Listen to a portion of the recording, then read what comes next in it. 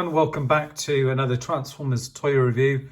Following on the back of taking a look at Megatron, we've now got Soundwave to take a look at from the Transformers R.E.D line, Robot Enhanced Design. So for anyone that doesn't know, these are a non-converting figure kind of line, so non-transformable. They are official, so they are from Hasbro. They're, what would you call it? Is it 5.5 inches, the size of the figures? 5.5, 6 inches, something like that. Similar stuff to what they've done with Star Wars, you know, the Black series and stuff like that. So it's kind of in that kind of scale that we're looking at. It's really cool.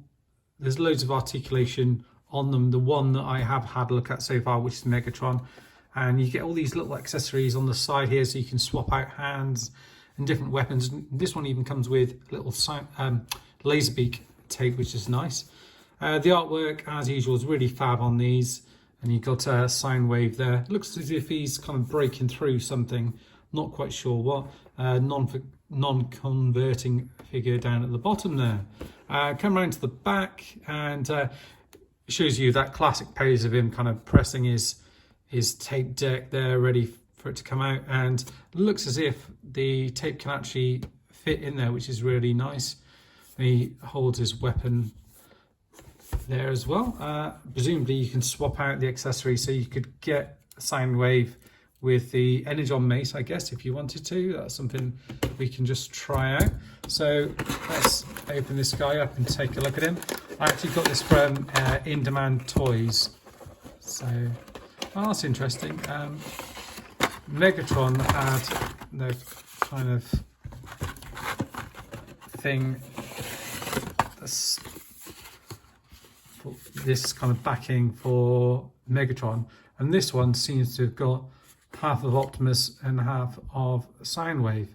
So yeah, it's a bit of a mistake there, but I'm probably not going to do anything with these. They do look quite nice, and you could display them on those. Obviously you've got these at the back here, but if you've got something to put these on, you could have these around the back. They're a little bit flimsy though, that's the only thing. So I'll probably just recycle these, pop that off to the side there, and pop the box down because we won't need that anymore. And then we'll take a look and get out all the accessories. So they're kind of a bit of a softer plastic in places. This one's quite solid. Looks as if you've got some nice grey paint that's added there and red around the sides there. You get your little tape. Yeah, it's quite diddy. It doesn't transform, so it's just a solid piece. And lots of paint and bits and pieces added on there. Looks good. And then you get your two different hands. So you just got to pop those out.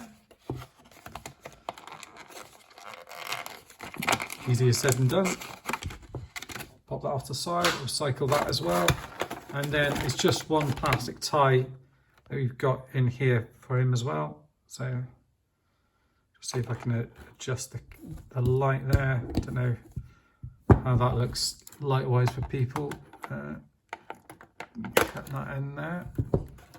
And then we should be able to just pop them out. Should, he says.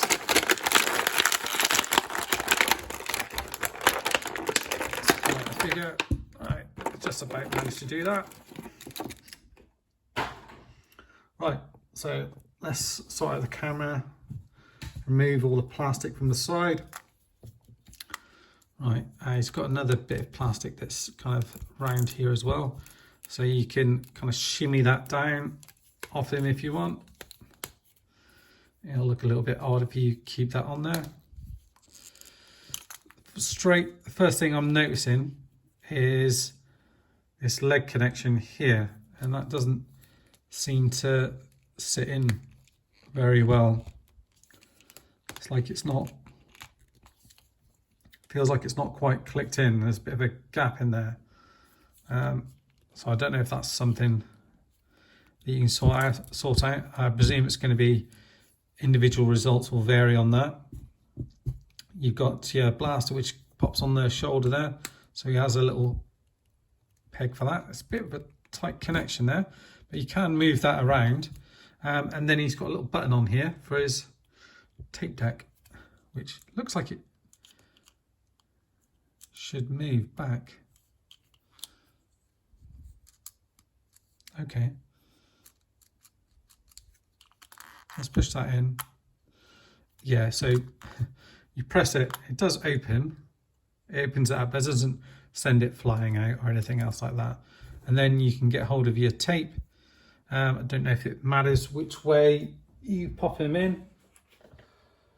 I'll go with the instructions. Well, not the instructions, how they've got them displayed. And they've just got it this bit like that, and just pop them in there. Just, I guess that does also just pop out that as well. So it does do that as well. Well, that's nice, and it's see-through plastic, so you can see the tape inside there, and you can make out the Decepticon symbol. Nice, is it kind of orange paint that goes all around here? It's done fairly cleanly. Grey paint for these kind of button bits here as well. Same on here, and the orange paint which is used down here is a little bit off. It looks as if it's not quite added enough. And then he's got a little backpack on the back here as well. I don't know if you can actually get anything in there, but that's interesting. He's got that, and he can kind of take that off. That's quite cool. Okay, and then he's got his gun, which at the moment he can't hold because of the fist that he's got in. So you can pop out his hands, and these ones are a little bit more in a bit more securely than Megatron's. So you do have to really kind of pull those ones out. So pop his hand in there.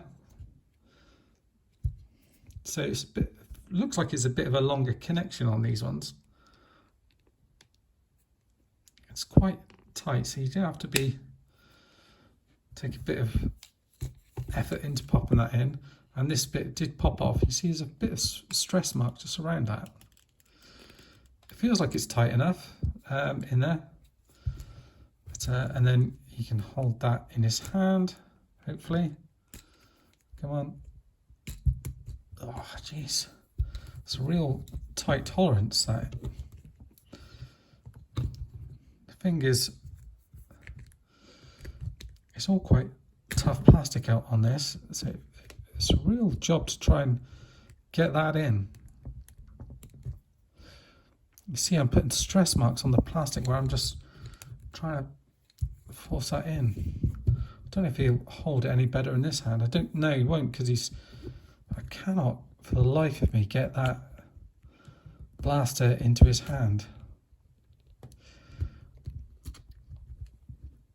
Oh, Jesus, that is hard work. I cannot do it. I'll try a little bit later on, but yeah, that is real hard work. I'll go through the articulation and stuff first and do a bit of a size comparison. His waist goes all the way around, which is really nice. His head sculpt is pretty good. The only kind of bit that's off-putting when you hold it like that, as you can kind of see that kind of neck bit underneath, but you can move the head down, can move it up, you can go all the way up actually. Confused dog look, confused Soundwave look, swivel all the way around. And his arms again go all the way out, swivel goes all the way around here. Double jointed elbow goes all the way up there, which is really nice.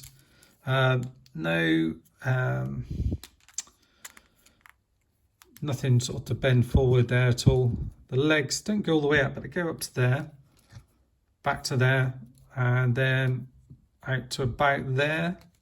You do get that swivel in there.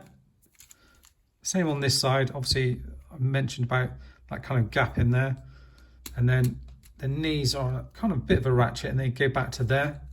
Nice detailing on the back here. Obviously slightly different bits on each side to do with him being the tape deck. So you've got this bit which would be your volume bit, and this would be a button. And the feet go forward, back and kind of swivel out as well.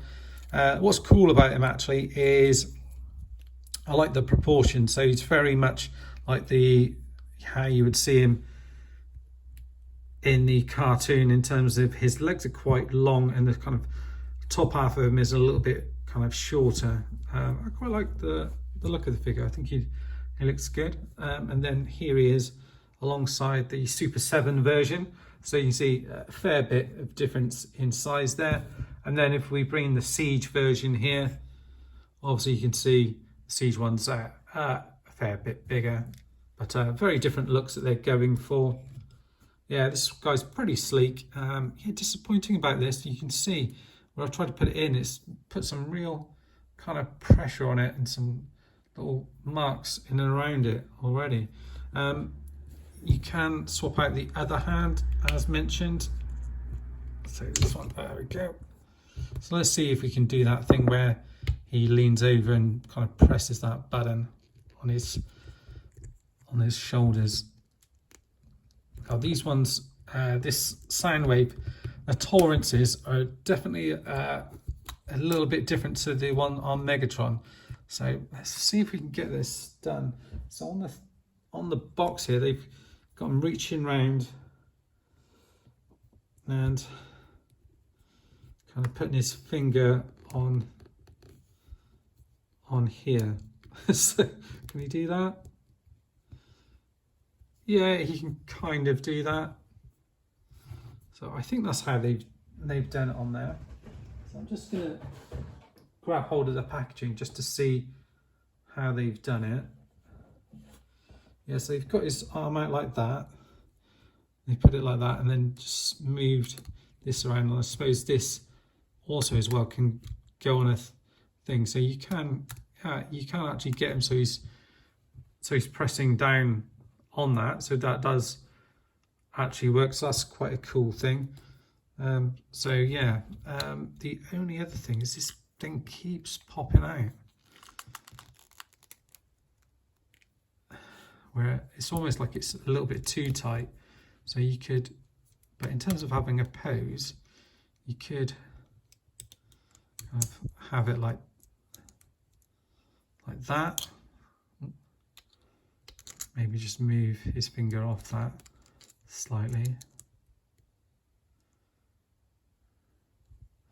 like that. So you can get him like that. I think that's good.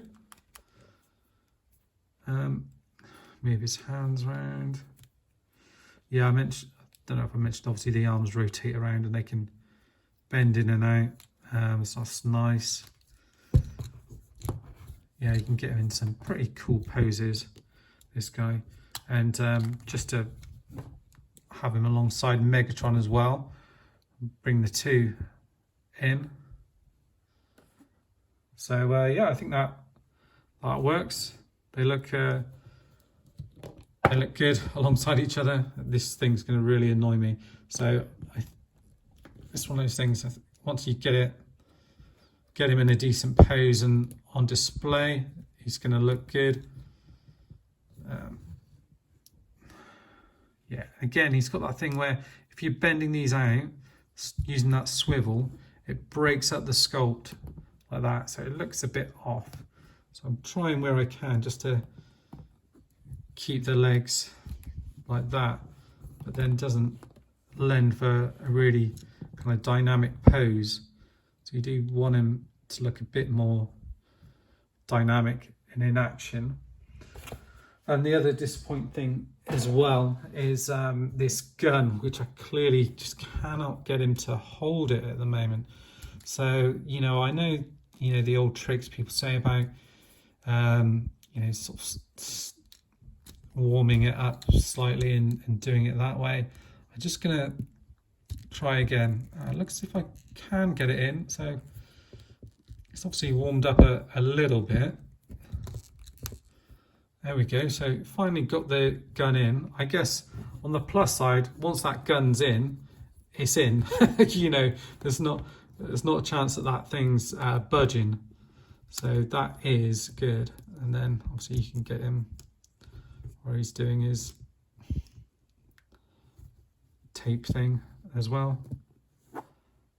So yeah, I'm pretty impressed with that. There's a few little niggles on this figure in terms of, we've said about that, the hand, the tolerances aren't quite right. This bit pops out a little bit. The paint detailing on here isn't as good as well. And I've got this little gap on mine with the leg. But I would still recommend it. You know, it's a good looking figure when you get the two of them side by side. And, you know, so far, you know, I have been impressed by this line. But I would say, you know, Megatron so far, you know, he's brilliant. Soundwave's good. But, yeah, I'm happy that I got this one, and see if this can do this as well. So it should, that should work as well. So that's pretty neat, isn't it? You can get Soundwave with the old Energon mace as well. Yeah, like that. So that's it for now, guys. Hope you've enjoyed the review. And next up, we'll take a look at Optimus Prime. Bye-bye for now.